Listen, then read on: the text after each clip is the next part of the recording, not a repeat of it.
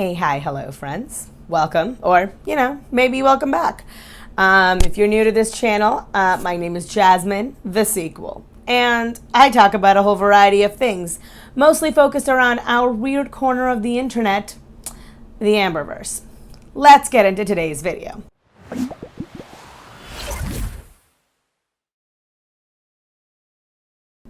This is, as you guys know already, a get ready with me. I just wanted to talk really quickly and do my makeup at the same time as we do. The palette that I'm going to be using today is actually by one of my favorite YouTube creators, like ever. It's the Revolution Makeup, the Emily Edit, the Wants palette. I also have the Needs palette. I actually really like both of them. I was surprised when it got mixed reviews because pretty much every shade I've used in here has been good. Well, okay, maybe a couple of the shades are bad. So I don't like Oh Heavens and Cupcake, I think, and Eve Rose are both, all those three shades are like not great for me because they're very flaky. But other than that, they're all great. Anyway, let me move on to what's happening with me first, and then we're going to talk about the video content. I will, of course, leave like timestamps down below, or I'll see if I can like put in those bookmark thingies so that you guys can skip whichever parts you don't want to hear about. What's been happening with me? Now, you guys know I've been gone off the internet for a little bit. I'm sorry to have disappeared. I was still pretty active, I want to say, on my Twitter, and every once in a while I did post a short. The reason I was gone is just work. You guys know, this is a hobby. I love doing this, I love being here, and I love making videos, but I have a full-time job, I have a full-time life, and I can't really walk away from any of that. And as summer rolls in, and as people are starting to take vacation time, my work just sort of ramped up. To be completely honest, the rush of summer work isn't over. I still have about a week or so more of like just absolute crap to slog through, but I'm getting back into the swing of things, and I really did want to come back. I've been trying to stay, active on the channel, but it hasn't been easy, and I really appreciate the patience of everyone involved. I really appreciate you guys sticking with me, even though I was gone for a little bit, and I really appreciate Callie from Life of a Free Spirit coming on and being like my big introduction back into the world of the girls. And I can't promise that going forward I will never disappear again, that it will always be good. Unfortunately, this is not a hobby that pays very well for me, and I do need to buy food and pay for electricity and all that junk, right? So I'll do my best. I'll do whatever I can, but if I disappear every once in a while, do forgive me, and I'll always come back, I promise.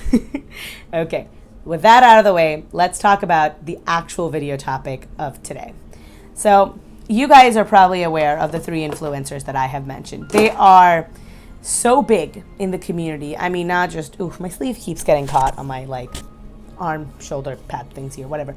No, not shoulder pads, armrests, two different things. So the creators that I'm talking about are basically ubiquitous at YouTube at this point. It's hard to escape at least some mention of them if you are at all involved in the world of the girls. Ooh, I have a pimple patch on and I completely forgot. By the way, if you guys are at all curious, this is not acne. This is what an allergic reaction looks like.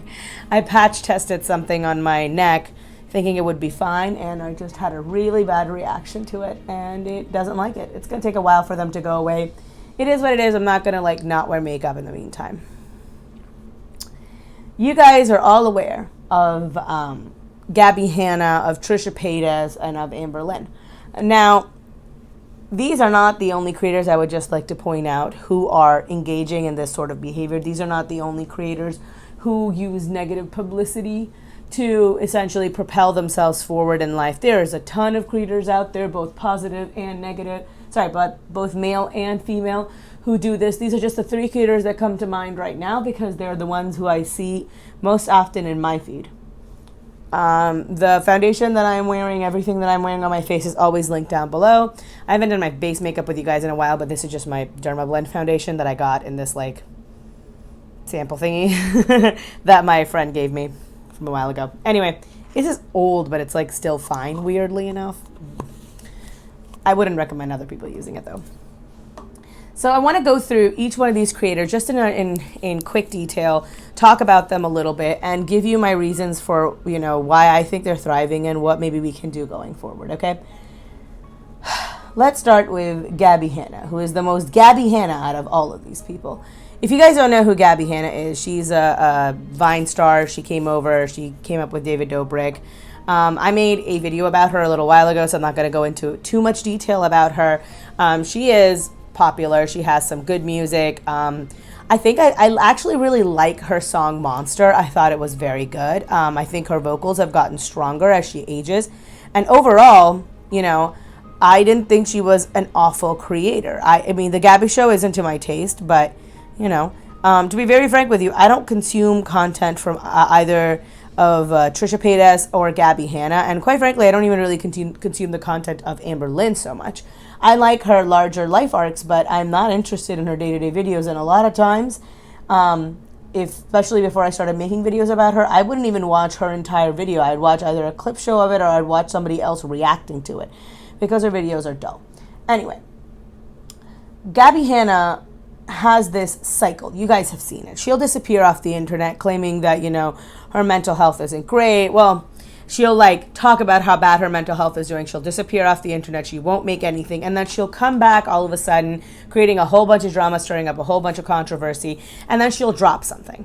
And this latest example of it was she did a cover of, I think it's an Alanis Morissette song, but I'm not sure and I don't remember. And quite frankly, I don't care. She did a cover of a song from another artist, and when that dropped, right before that, she had all of this drama that she was engaging in. She was acting all kinds of crazy on the timeline.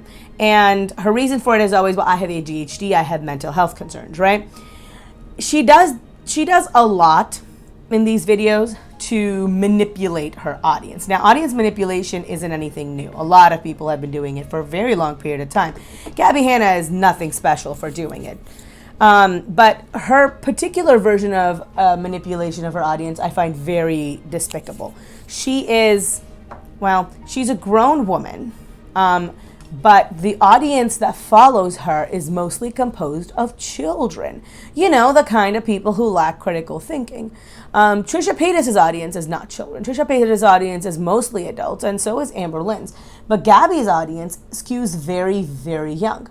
And she weaponizes them. We've seen it directly and indirectly, right? An indirect way of weaponizing would be to say, well, everybody is against me, and, you know, I really wish I had some support, and putting the feelers out there that if they could do more to support her.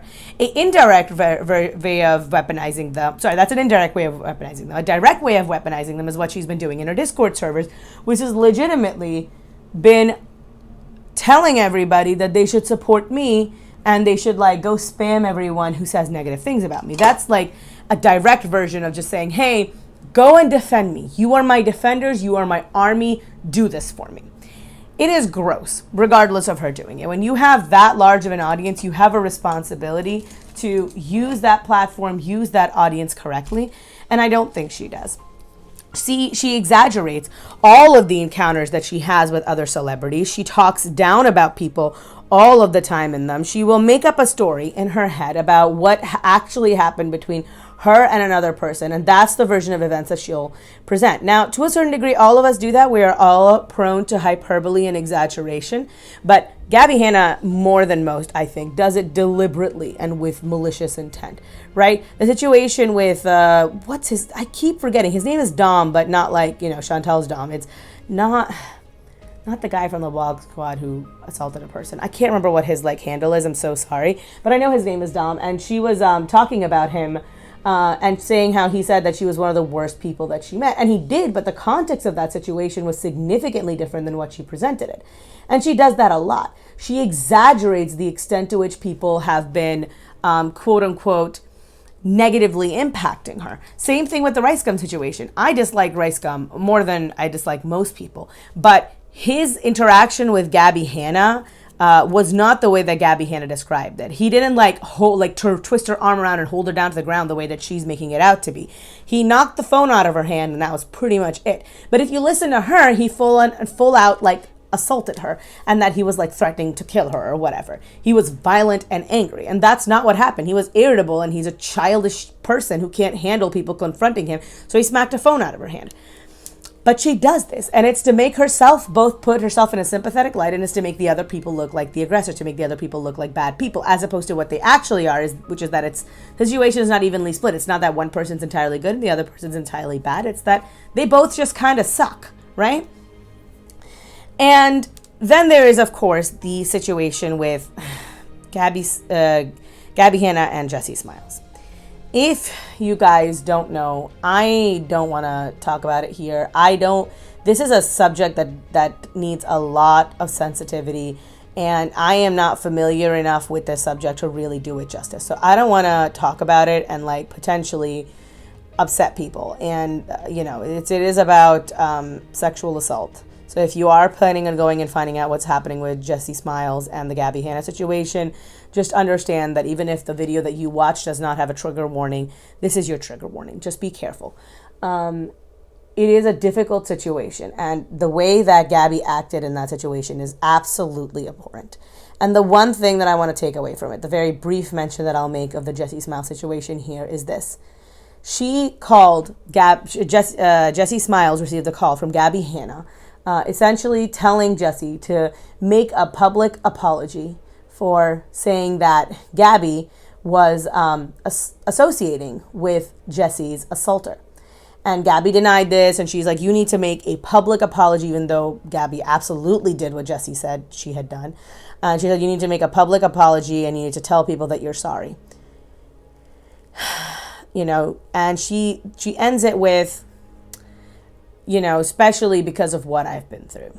And that was the thing about Gabbie that really, really put a bad taste. Like, it soured my feelings on her so much. After what you've been through, you're associating with a rapist. And you're talking to the person that he assaulted. And you want her to take back what she said about you correctly because of what you've been through? Okay. That's all I have to say on that. I thought that one line was more telling than anything Gabbie Hanna has ever said or done. She is, for all that she likes to call that everyone is like a manipulative gaslighter, she is a manipulative gaslighter. She is not a good person. And at some point, it goes from being like just subconscious and like self-preservation to actively going to hurt other people. And if you don't have the ability and the integrity to step back and say, hey, what I'm doing right now makes me a shit human being, maybe I should reevaluate what I'm doing, then maybe you shouldn't have a platform of like X many million people. I think it's inappropriate the way that she behaved, and I think she owes Jessie like the biggest apology in the entire world. And the fact that Jessie kept this off the internet for so goddamn long makes her a saint as far as I'm concerned, because you had better believe that if I was in that situation, I would have put Gabbie on blast months ago. I'm sorry, but she doesn't deserve to be protected. I fully agree. I fully believe that. She just doesn't. Her behavior is deplorable. Her actions are inexcusable. And as far as I'm concerned, she's a garbage monster for having done this. The eyeshadows that I'm currently putting on my eyes, I put on Hobby, which is like a light taupe color. And then on top of that, I'm wearing the color corduroy. And I'm using the cream, and I'm just sort of blending over the edges with that, just softening it. And just using it to set underneath my eyes the tiniest bit. So that is Gabbie Hanna. Let's talk about another creator in this video of mine, right? Let's talk about Trisha Paytas. Now, Trisha has been on the internet and has actively been a troll for, I think, as long as I have been using YouTube, basically, right? My real use of the internet outside of like Googling the occasional thing, like genuine enjoyment and pleasure that I derive from being on the internet came from YouTube. And I didn't discover that until much, much later. And I swear, I think like Trisha has always been there. I have watched exactly one of her videos all the way through. That was her video from a very long time ago, talking about how she gets the fullest coverage foundation on her face, and she was using a Kat Von D product. And her personality is just not what I enjoy watching. I'm now going to be putting the color Side Hustle all over my lids. It's just not conducive to me. I don't particularly care for a lot of drama. I find it exhausting, and that's what Trisha is. She's a continuous, never-ending, door of drama. And the difference between Trisha's dramas and, AmberLynn or Chantel is that they're not even entertaining. I find her incredibly boring. So, I'm not a fan. Never watched anything by her. her recent troubles, you guys are probably aware of. It was the implosion of the Frenemies podcast. Now, quite frankly, I've actually never seen a full episode of Frenemies. I've seen clips here and there. I don't really know very much about it. What I can say from what I do know about the Frenemies podcast is that I thought Trisha was very condescending. She was often short with Ethan from H3H3 Productions. She was often crossing boundaries and limits. And the one thing that really kind of stuck out to me is I'm kind of apathetic to people who cry, oh, you're fat shaming me, but legitimately they fat shamed Philip DeFranco on the show. And I found that so hypocritical because Trisha has talked at length about how people talking about her body make her feel bad. And then she was like surprised when like Philip DeFranco got upset by them talking about it, especially because he's literally admitted to having an eating disorder like not too long ago. So that was pretty, like, that was trash. And I thought that was trash not just of her, but it was also trash of Ethan because Ethan also discussed it. And everything that I've seen before then was that they were like friendly, right? Like Ethan and Philip were friendly. Now, I don't have a personal investment in this. I've been watching Philip DeFranco forever, and for the most part, I think he's on the up and up, but that doesn't mean that I'm personally invested in it. I just thought that was a pretty shitty thing to do, to talk about somebody else who's literally going through something, who's literally has an eating disorder right now as we speak, has never talked about it before, has never used it as a source of deflection for anything, and you talk about his eating disorder, you fat shame him when you have talked about going through stuff very similar and how much you disliked it. And of course, if you ever call her out on it, you know, she's like, oh, well, I said sorry. And that, I mean, you listen back to that, to when they covered that, and you tell me that that sorry was anything other than lip service. Blush that I used on my face was the Pixi and Aspynovard collaboration from a while ago. It's a glowy powder in Rome Rose. I love these blushes, and I love the highlighter that came in this collaboration as well. I still have it. I still use it all the time.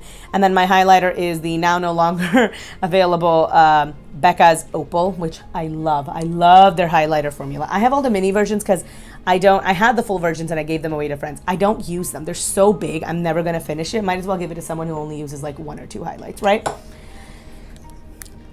And she has had, Trisha Paytas, has had a long history of trolling, of underhanded behavior, of essentially giving platforms and credences to bad people on the internet, of degrading other people for views, for clicks. And the biggest example of that to me is the entire DID situation of how she spoke about dissociative identity disorder and how she marginalized that group of people. And she's done that repetitively in the past. And of course, let's not forget, she has admitted to hitting her current partner and fiance, Moses, brother to Ela from, H3H3 Productions. It's a disgusting situation, and she thrives on all of the negative attention that people give her. That's how she ended up getting the H3H3, that's how she ended up getting the Frenemies podcast too, was because her and Ethan had some pretty public, angry discussions. And I think that she is a very good example of a great troll. Now, I'm not saying that admitting you're a troll all of a sudden makes your actions okay. I still think she's a garbage person, but you can admit that she is a troll. She does a lot of things she does just to get a reaction out of you. Doesn't make it better, but at least that's something. And last but not least, let's talk about a person from our own very little corner of the internet, AmberLynn Reid. Now, Amber is, she is the nearly 600-pound train wreck.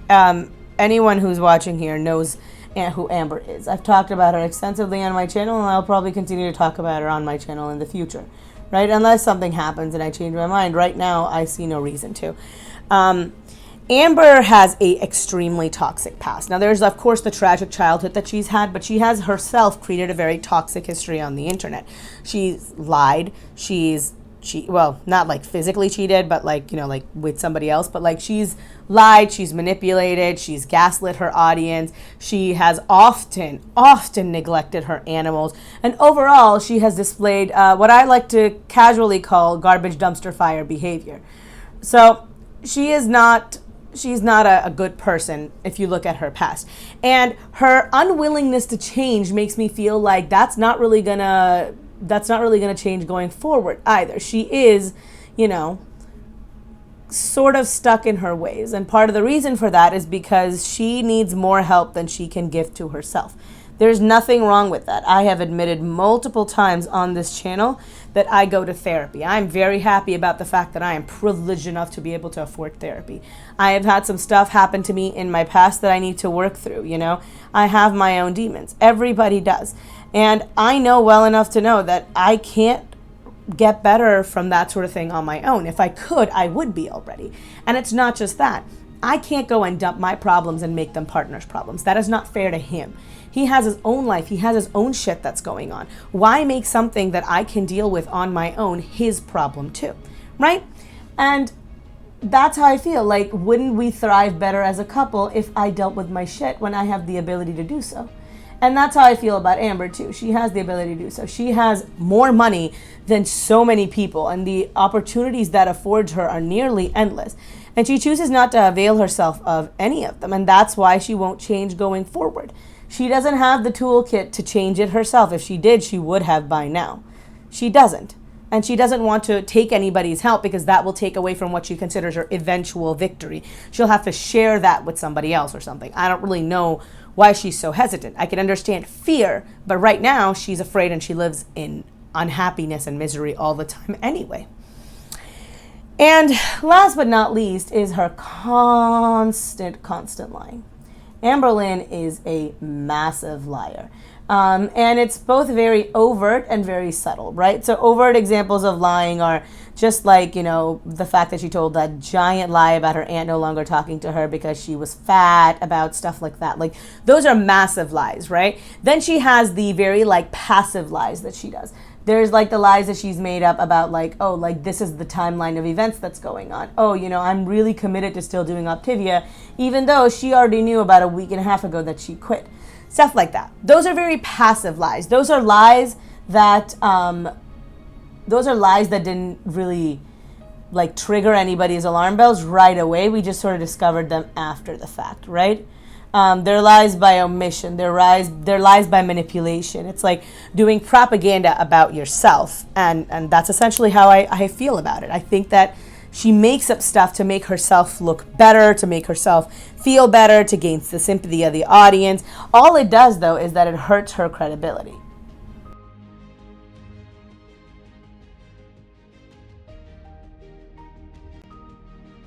I'm thinking of trying out the style. I'm planning on buying a bikini trimmer maybe, and just like making this a thing because I kind of like it. I seen my sister do it, and of course a bunch of people on the internet, but my sister is the one who did it, and I thought it looked so damn cute that I kind of wanted to take that a little bit and like do it myself.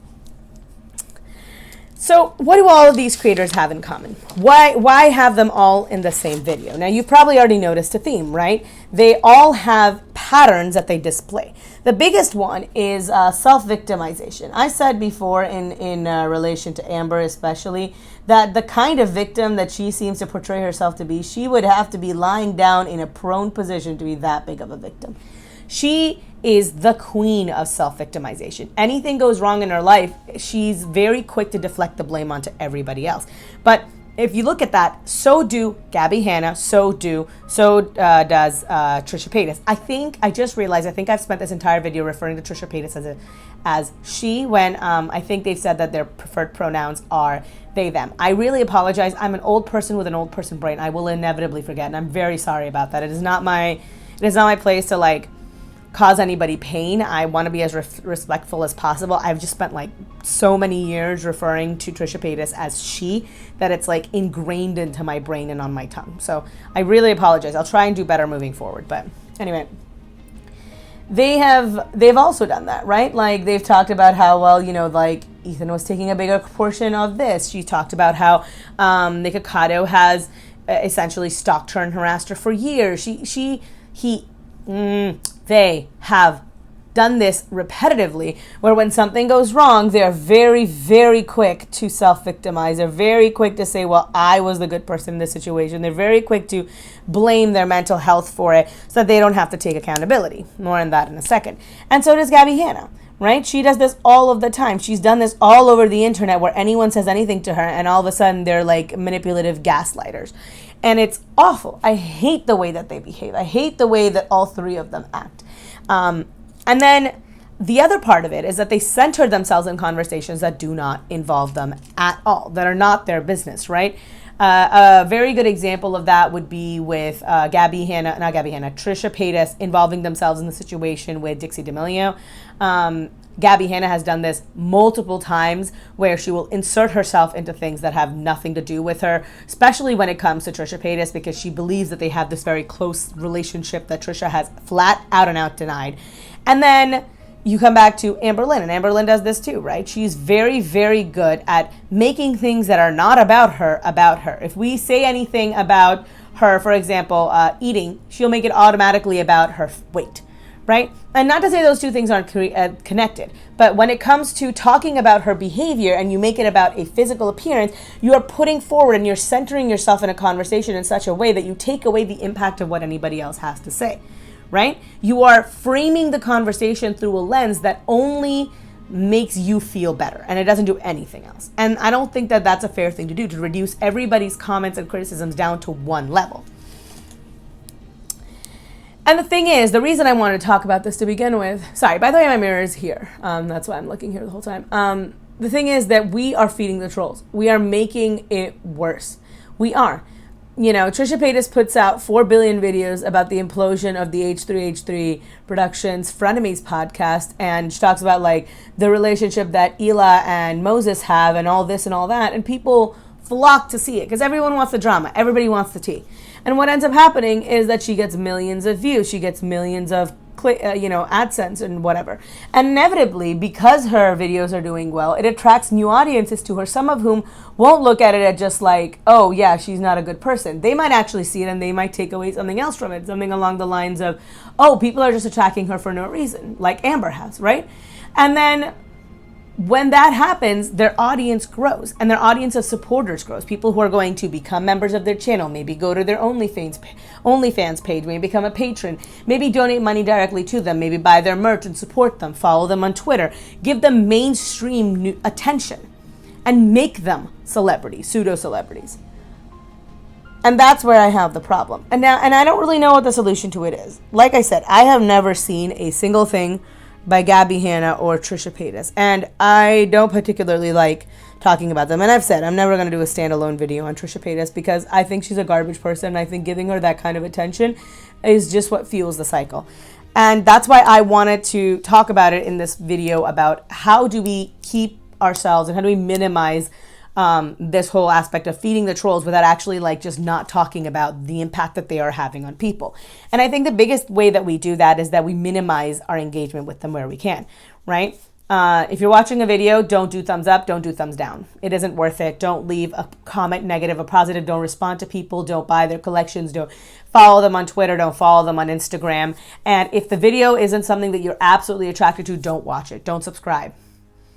And when you see news about them that comes out, right, what I do is that I wait to see if this is a story that's worth talking about. I see what if other people are talking about it. And if we can do that enough, if we can drive down their engagement with other people enough, then maybe they'll stop doing some of this shitty behavior. I'm not about deplatforming people for the most part. I don't think people should like get off the internet or whatever.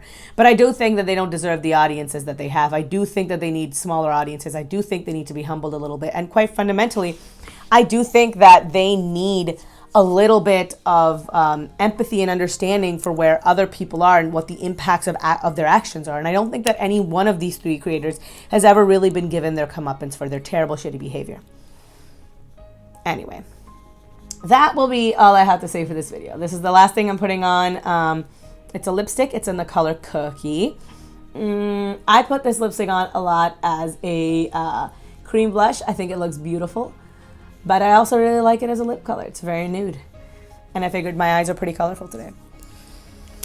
So that will be it from me for this video. I'm going to take my hair down so you guys can see what it looks like. It's a little bit of a hot mess right now. But, you know, whatever. It's fine. You guys are my internet friends. You won't judge me. You will judge me. That's okay. I don't mind. And yeah, it's been a while, so I've forgotten my outro, I feel like. Let's see if I can if I can get it together. All right, here. What do you think? Good? Bad? Looks like Aslan from The Lion, the Witch, and the Wardrobe? We'll never know. All right. Thank you guys so much for watching. If you guys like this video, give me a thumbs up. If you hated this video, you can give me a thumbs down. That's totally okay. I respect everybody's opinions here. Subscribe if you haven't already subscribed. Hit the notification bell down below and hit all if you want to know when I upload any videos right away.